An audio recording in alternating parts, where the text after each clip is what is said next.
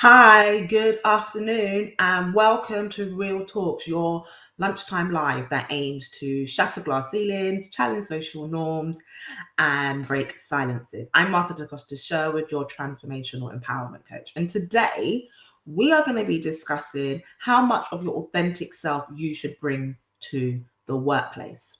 Now, us switching between endless different roles is something we've all become accustomed to today's busy times. Okay, so we are on a daily basis wearing a variety of contrasting hats. So we move in between our home lives, office environments, and social settings, and a whole load more. So filling these roles can be quite exhausting on their own, but trying to fill each of these roles when you aren't being authentic is draining, like, and somewhat impossible.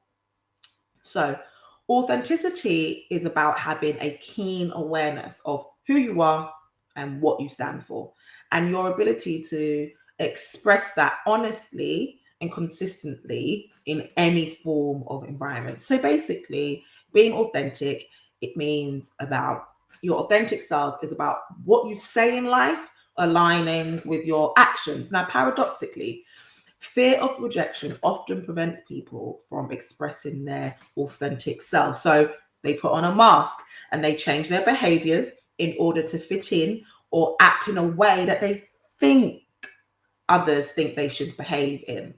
Now, it's not always easy being your authentic self at work. Um, there may be a few barriers that can deter you from being, vulnerable, because that's what it is, and open. If you work in a very professional industry or organization or country or company, that culture might be pushing you to act in a certain type of way. We know all the things that come with that. Or your colleagues themselves, you may be doing that in order to try and fit in. So there's various different reasons why people aren't also always their whole self when they come to work.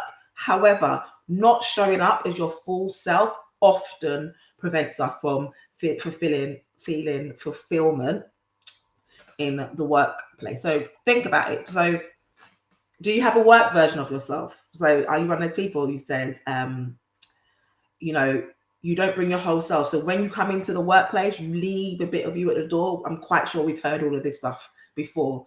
And if that is the case, you're not kind of benefiting from being your authentic self in the workplace. Okay. Because I want us to understand there's a very big difference from us being professional when we're in the workplace and us being inauthentic. So that's not what I'm saying, okay? So there are environments, and that's a natural thing, okay? So the way you may handle adults and children, the way you handle a formal matter in comparison to an informal matter, that's not what we're talking about. But in all of those scenarios, you should be able to show up as your authentic self, okay? Because when you portray yourself, and that is what you're doing, you are betraying yourself. When you do that, you don't feel satisfied. Okay, there's a piece of you. There's this disconnect. So there's a little piece of you that feels isolated. You might feel guilty, ashamed. You might have low self-esteem because you are not being able to express your true self.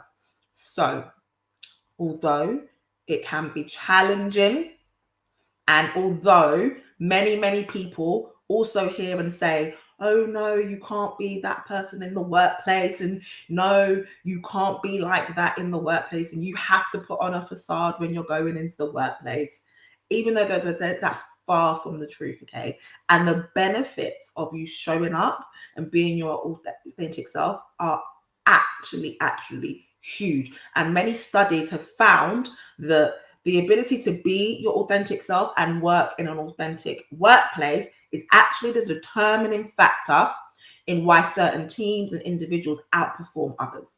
And so Steve Jobs said it best: your time is limited. So don't waste your time living somebody else's life. So to the question, how much of your authentic self should you bring to the workplace? The short answer is all of you, 100%, all of you. Because biggest reason, being inauthentic can lead to burnout because it is exhausting and trying to constantly process and be something that you're not and not show up as your true self. So with that being said, now you know that you should show up 100% your authentic self. What are the benefits of that? What are some of the reasons behind that? And how do you do so? Okay. Well, ultimately, the top process of that, outside of the fact that it's exhausting trying to be something else, but most importantly, being your authentic self every day, particularly when you go to work, when work is the place that we spend the majority of our time, it will naturally enable you to have genuine job satisfaction. So you can be genuinely happy in the workplace, right? So that it means that you can align yourself, your values, and your interests, your skills with the career that excites you. And I'm going to get onto some more later if there is a disconnect there. So first and foremost, paramount, right? Your happiness and your satisfaction, because ultimately in life, that is our purpose. That is what we're striving for. Everything that we do, we're on this journey because we want to be happy and we want to feel satisfied. That's what it's all about. And then next, confidence. So if you being able to be your full self at work, okay, without wearing a mask, you are going to be confident. That's what you are. If you can always express your opinions authentically without having to kind of, water them down or not express them at all. Okay, you can be open and honest about your values and your beliefs in the workplace. That's going to enable you to feel confident all the time. So it's really important. And confidence is a key ingredient to success. Okay, your ability to work at something confidently, deliver speeches confidently, perform a task confidently, get a sale. All of those things is a key ingredient on the journey to success.